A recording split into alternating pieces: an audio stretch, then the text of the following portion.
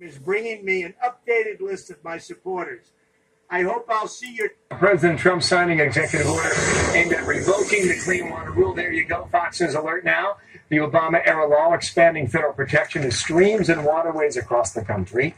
The president making good on a campaign promise to do away with a lot of the environmental regulations that they believe and he believes that hurt jobs in America. I'll drop in on this one now. This was just handed to me. Make counties great again. You're right. You're right. Thank you. Hold that for me. I'll take this. Well, thank you, everybody. We appreciate you being here. Thank you very much.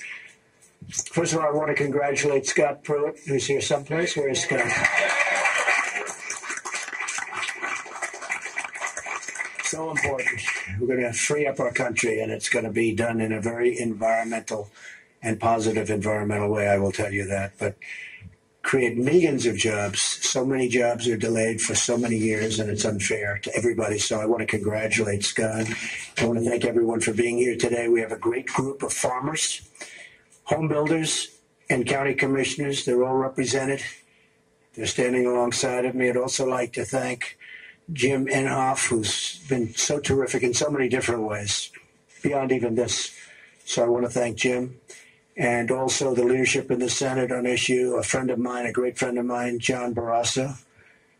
EPA's so-called Waters of the United States rule is one of the worst examples of federal regulation, and it has truly run amok and is one of the rules most strongly opposed by farmers, ranchers, and agricultural workers all across our land.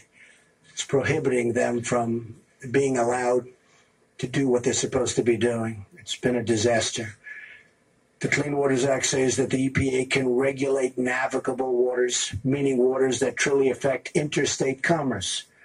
But a few years ago, the EPA decided that navigable waters can mean nearly every puddle or every ditch on a farmer's land or any place else that they decide, right?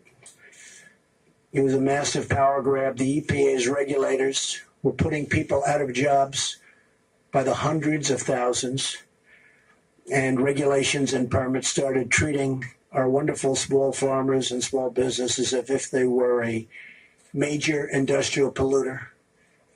They treated them horribly, horribly.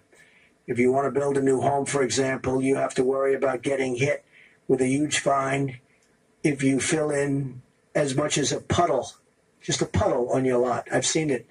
In fact, when it was first shown to me, I said, "No, you're kidding, aren't you?" But they weren't kidding. In one case in Wyoming, a rancher was fined $37,000 a day by the EPA for digging a small watering hole for his cattle. His land.